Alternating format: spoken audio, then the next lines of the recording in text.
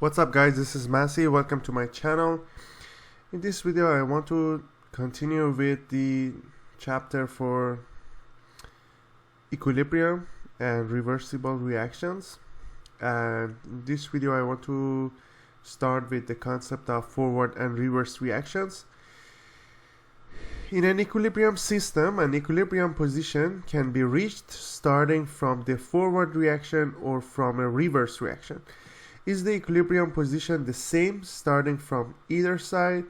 Consider the chemical reaction system between dinitrogen tetroxide gas, which is N2O4, and nitrogen dioxide gas NO2 that was depicted in figure 1 in a sealed vessel at SATP, which is standard atmospheric temperature and pressure.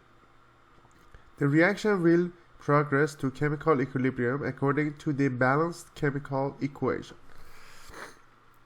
Table 1 shows the initial concentration and the final concentrations reached at equilibrium for two different experiments. In the first, a sealed 1 liter vessel was filled with only nitrogen dioxide gas. In the second, the vessel initially contained only dinitrogen tetroxide. So one of them is filled with NO2, the other one is filled with N2O4. As you see here in this table, so as you see here, we have experiment 1 started with 0.75 mole per liter of N2O4, and on experiment 2 we have only NO2 with 1.5 mole per liter. And the final concentration for N2O4 and NO2, as you see here, is going to be the same for both experiments. So notice that the initial concentration of dinitrogen tetroxide gas in experiment 1 is half that of the nitrogen dioxide gas in experiment 2. As shown in figure 4, as you see on the right hand side, when one molecule of dinitrogen tetroxide gas reacts, two molecules of nitrogen dioxide gas form. So basically it's according to the chemical reaction we have here. So 1 mole of N2O4 produces 2 moles of NO2. The initial concentration of gases were chosen to reflect this 1:2 ratio. Regardless of which substance was the reactant and which one was the product, the final concentration of the gases at the equilibrium are the same. As you see here in this figure below, 1 liter initial state only N2O4, equilibrium concentration is like that, and the other one initial state is only NO2, but again the same equilibrium state you will see. So the composition of the mixture at dynamic equilibrium is the same regardless of whether the system started with gaseous nitrogen dioxide or with gaseous dinitrogen tetroxide.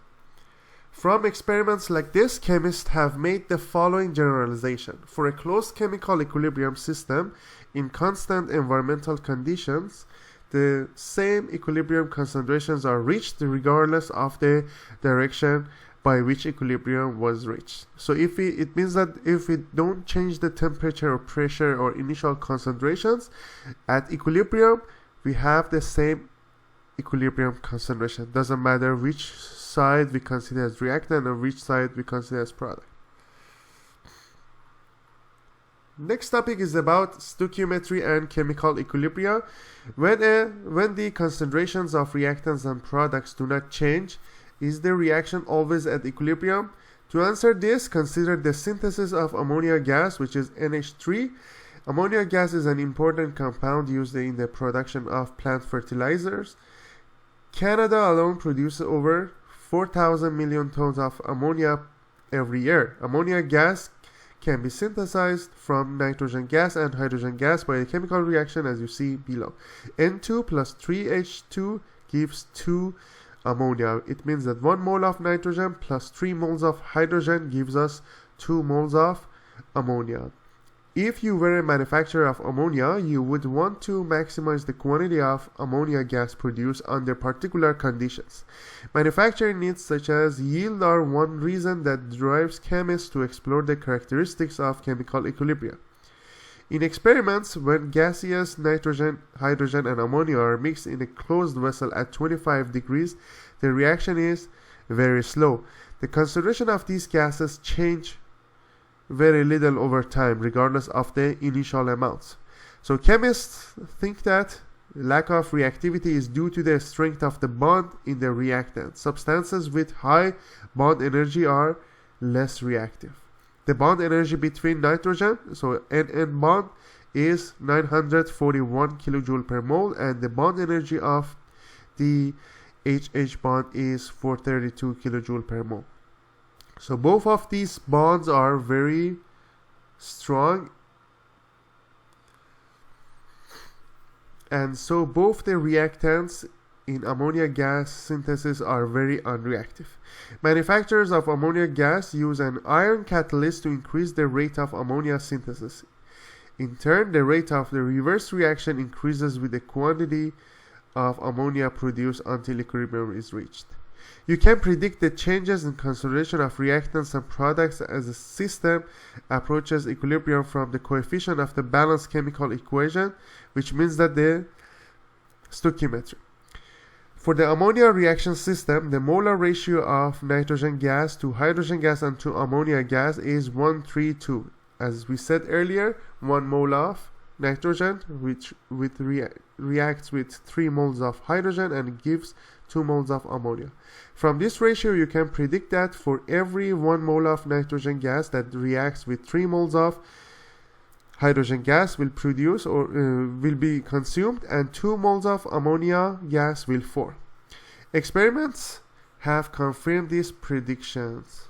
So in figure 6, as you see here, the concentration changes over time. Hydrogen is going down, nitrogen is going down, and ammonia is producing, so the concentration is going up until we reach the equilibrium condition. So in fact, for many years, chemists were unable to find conditions under which this reaction system would reach equilibrium at a rate that converted the reactants to ammonia gas quickly enough to be useful. As you will see in section 7.3, the scientist who eventually solved this puzzle was given a Nobel Prize to honor the achievement. Now determining concentrations for chemical equilibria. For chemical equilibrium systems composed of aqueous solutions or gases, one strategy to perform stoichiometric calculations is to use an ICE table. In an ICE table, I stands for initial concentration of reactants and products before the reaction, C for change in the concentration of reactants and products from the start of the reaction to when equilibrium is achieved, and E stands for equilibrium concentrations of reactants and products. So let's have this example here. So we need to use ICE table, calculating equilibrium concentration from initial reactant concentration. We have hydrogen fluoride gas, HF, is used in the production of many important substances such as medicines. Hydrogen fluoride may be synthesized from gaseous hydrogen and fluorine. The balanced chemical equation for this reaction is H2 plus F2 gives 2HF. And as you see here, the reaction is reversible.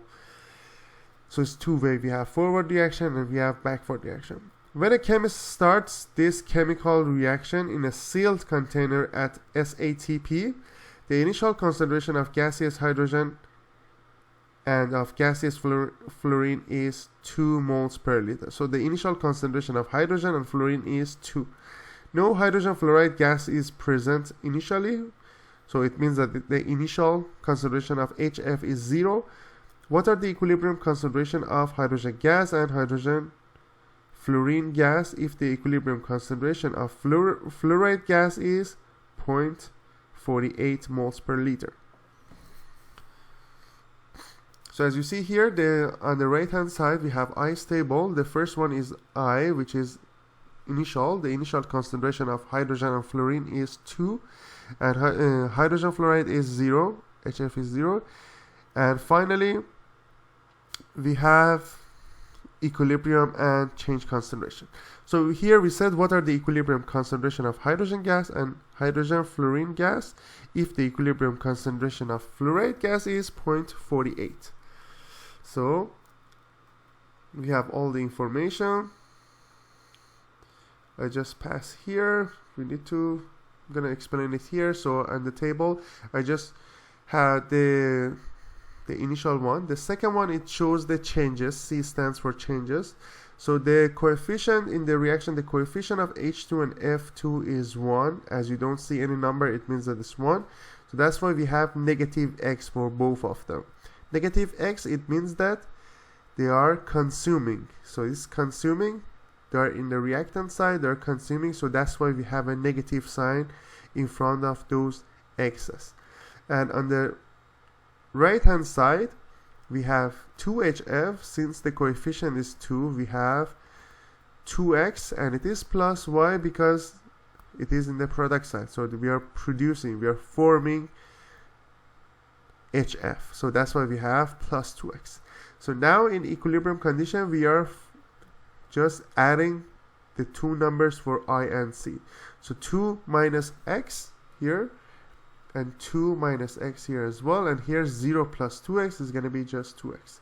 So that's the equilibrium concentration, and the only thing we need to find x first, and then based on that we can find the other equilibrium concentration. So we're going back to the question, and here it says if the equilibrium concentration of fluoride gas is 0.48 mole per liter, it means that this one is 0.48. Find out the concentration of this one and this one. So that's very easy. So 2 minus x is 0.48. So we have it here. 2 minus x is 0.48. So we just do this calculation. Put the 2 on the other side, and x is going to be 1.52 moles per liter. So based on that, we can say that since the equilibrium concentration of H2 is the same as fluorine, the equilibrium concentration of hydrogen is also 0.48 mole per liter, and the equilibrium concentration of HF is 2 times x, and x is 1.52. So 2 times x is going to be 2 times 1.52 is going to be 3.04 mole per liter. So the statement is that the equilibrium concentration of hydrogen gas and hydrogen fluoride gas are 0.48 mole per liter and 3.04 moles per liter respectively. Let's do another example. Sample problem 2. Equilibrium concentration from a graph of reaction progress. When ammonia gas NH3 is heated, it decomposes to form nitrogen and hydrogen gas. A chemist adds 4 mole of ammonia gas to a 2-liter sealed rigid container and heats it. Figure 7 shows the change in the amount of ammonia gas she observed over time. So we write the chemical reaction. We have NH3 gives N2 and H2. We need to balance it. We have 2 moles of ammonia. It decomposes to 1 mole of nitrogen and 3 moles of hydrogen. So we need to make the ice table, initial, change, and equilibrium. Initially we have only ammonia. We need to find out the concentration, initial concentration. Let's go here and see what information is given. We have 4 moles in a 2-liter container. So the molar concentration is mole per liter, so we need to divide the number of moles by volume to find out the concentration. So 4 divided by 2 is going to give us the molar concentration, which is going to be 2. So that's why you see 2 in here. Initially there is no nitrogen and hydrogen, so they are 0. Change, we have negative 2x because the coefficient of ammonia is 2. The coefficient of nitrogen is 1, and the coefficient of hydrogen is 3. and they are forming, so that's why we have plus x and plus 3x, and here this one is consuming, that's why we have negative 2x.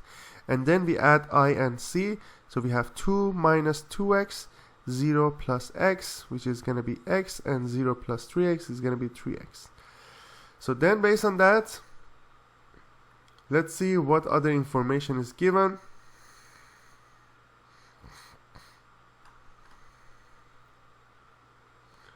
As you can see here, as we reach to the equilibrium concentration, the amount or the number of moles of ammonia will drop to 2 moles. So as you see here, the concentration is not changing, so it means that the equilibrium concentration has been reached. So we have 2 moles at equilibrium. So 2 moles divided by 2 liter, which is the volume, is going to give us the molar concentration. So C is going to be 1 mole per liter. So that's the equilibrium concentration of ammonia. So we can say 2 minus 2x is going to be equal to 1. As you see here, 2 minus 2x equals to 1 mole per liter. So then we do these calculations. 2 to the other side, it's going to be negative 1. Negative 2x equals to negative 1. So x is going to be 0.5 moles per liter. Then we can say that the equilibrium concentration of nitrogen is 0.5 and equilibrium concentration of hydrogen is 3 times x, which is 3 times 0.5, is going to be 1.5 mole per liter. So the equilibrium concentration of nitrogen gas is 0.5 and the equilibrium concentration of hydrogen gas is 1.5 mole per liter.